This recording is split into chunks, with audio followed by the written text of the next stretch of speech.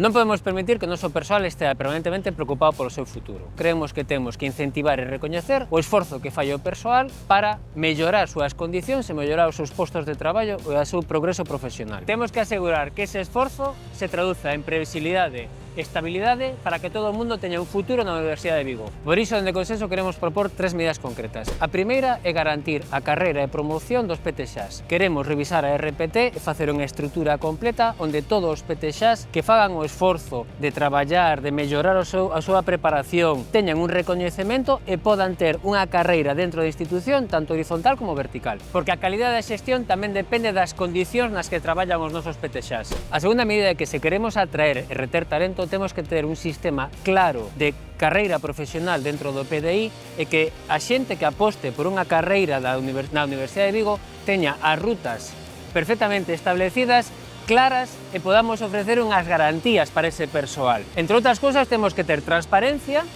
e ser competitivos na atracción de talento. Por exemplo, unhas medidas que queremos facer é que esas listaxes que temos de persoas acreditadas esperando a súa promoción se renove de forma automática, transparente, para así agilizar o proceso.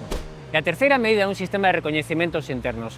O noso persoal da Universidade de Vigo fai un esforzo por mellorar na súa profesión, en docencia, en transferencia, en investigación, tamén por suposto os PTXs, e o que temos é que facer un sistema establecido, ter un sistema establecido que nos permita agradecer, premiar ese esforzo do noso persoal a través duns recoñecementos oficiais. Incentivar e recoñecer o esforzo non debe ser un xesto, ten que ser algo estructural, algo establecido na nosa institución, para que a xente se sinta incentivada e motivada para mellorar no día a día.